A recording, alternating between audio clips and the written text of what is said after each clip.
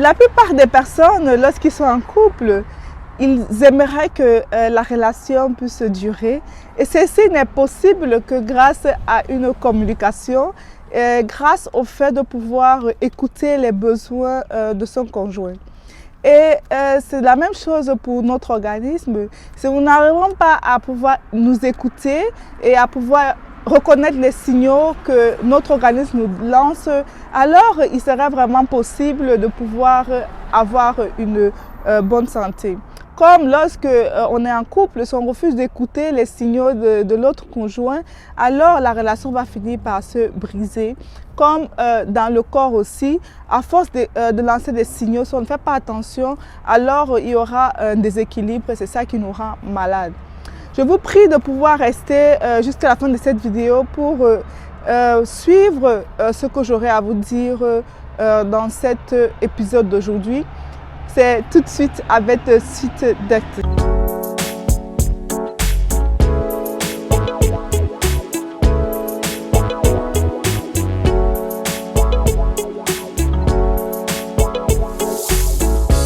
Pour être en bonne santé, c'est beaucoup de patience, c'est aussi pouvoir écouter les signaux lancés par notre organisme.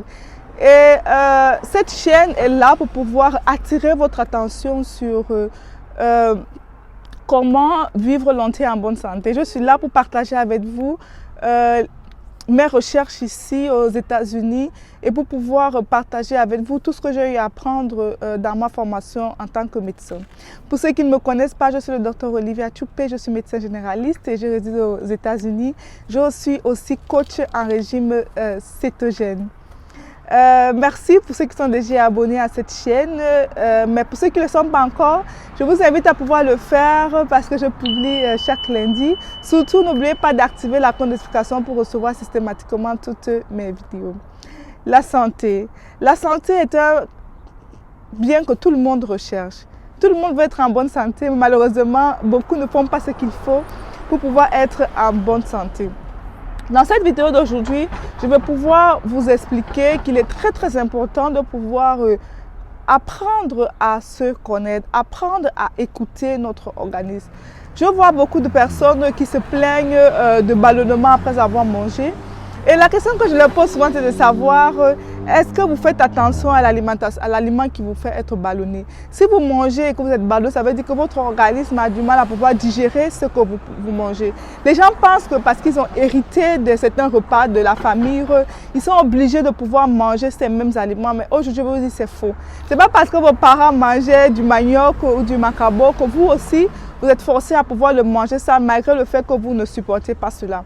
Nous devons savoir que nous tous, nous sommes des êtres humains, mais chacun a sa sensibilité. Il y a des gens qui vont facilement digérer des féculents, d'autres qui ne vont pas pouvoir en digérer.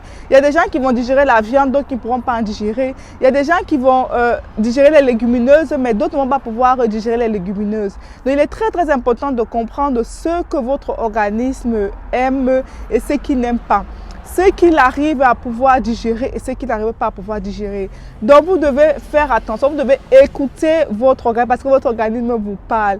Et c'est parce qu'il est quand il est fatigué de vous parler, c'est à ce moment que vous devenez malade. Mais pour la plupart des maladies que nous avons, l'organisme donne des signaux, mais c'est nous qui ne voulons justement pas mettre en place justement ces signaux que l'organisme donne. Et c'est la même chose et tout pour les gens parfois qui font des AVC, qui vivent dans un stress, qui ne dorment pas, qui prennent beaucoup de café et qui prennent des excitants pour ne pas rester, pour ne pas dormir. Vous allez le faire, mais un jour votre organisme va vous lancer des signaux en vous disant j'ai besoin de dormir, j'ai besoin de dormir. Et si vous ne le faites pas, alors il y aura un dérèglement et parfois d'autres vont se retrouver un matin, lorsqu'ils vont vouloir se lever, ils vont se rendre compte qu'ils n'arrivent plus à soulever le bras ou bien qu'ils ont un membre qui est paralysé parce qu'ils ont mis leur organe dans un état de stress. Pareil, lorsque vous mangez certains aliments ou bien quand vous consommez de l'alcool, il y a des gens qui savent qu'ils ne supportent pas de l'alcool, mais ils consomment de l'alcool parce qu'ils veulent vivre comme tout le monde. Ils veulent se faire accepter dans leur groupe, c'est pour ça qu'ils décident de consommer malgré qu'ils sachent qu'ils ne supportent pas. C'est la même chose, il y a des gens qui ne supportent pas les sucres, comme moi par exemple. Moi, je ne supporte pas vraiment tout ce qui contient trop de sucre parce que mon corps me le fait savoir. Et lorsque je consomme ces aliments et tout, je suis vraiment jeûner, je suis dérangée. C'est justement pour ça que le régime cétogène m'arrange parce que mon corps en elle-même ne supporte vraiment pas de sucre. Donc, si votre organisme ne supporte pas quelque chose, je vous en prie, ne lui donnez pas ce qu'il ne supporte pas. Donc, aujourd'hui, je vous invite à pouvoir écouter votre corps parce que votre corps vous parle. Lorsque vous mangez un aliment et que vous avez des ballonnements, ne mangez plus. Ou bien diminuer la quantité et tout. Ou bien, si vous avez du mal à digérer, prenez plutôt des enzymes telles que la lipase ou l'amylase qui va pouvoir vous aider à pouvoir digérer ces aliments au niveau de votre estomac. Parce que c'est au niveau de l'estomac qu'il y a brossage de ces aliments que nous mangeons. Et si ça ne se fait pas bien, alors les intestins vont souffrir et vous allez avoir des problèmes. Pareil pour les gens qui ont des colopathie fonctionnelles, qui ont des intestins vraiment qui sont un peu paresseux. Pourquoi vous voulez faire souffrir vos intestins? Essayez de manger des choses qui seront faciles à digérer pour vos intestins et vous allez avoir moins mal. Parce que vous allez aller à l'hôpital, on va vous donner des médicaments de la douleur, mais au fond, on ne résout pas le problème. Le problème, c'est vous. Vous devez savoir que 90% des maladies que nous avons sont liées à ce que nous mettons dans notre bouche. C'est pour ça qu'il est très très important de pouvoir sélectionner, de pouvoir s'écouter. Pas parce que l'autre mange si il est bien et moi je veux aussi manger, non. Vous mangez des choses que votre organisme supporte. Si votre organisme ne supporte pas quelque chose, je vous en prie, ne mangez pas. J'espère que cette vidéo vous aura appris quelque chose. Et en conclusion, retenez que vous ne devez manger que ce que vous arrivez à digérer. Si vous n'arrivez pas à digérer un aliment, ne le mangez pas. Si votre corps ne supporte pas le sucre, n'en prenez pas. Si votre corps ne supporte pas l'alcool, n'en prenez pas. Si votre corps ne supporte pas les fruits, indice glycémique très élevé, ne mangez pas, ne vous forcez pas à manger la banane parce que tout le monde mange la banane. Moi, d'ailleurs, je mange plus de fruits vraiment tels que les bananes et tout ça et je n'ai vraiment pas de problème, je suis en bonne santé. Donc, ne forcez vraiment pas votre organisme à manger des choses qu'il n'arrive pas à manger, qu'il n'arrive vraiment pas à digérer.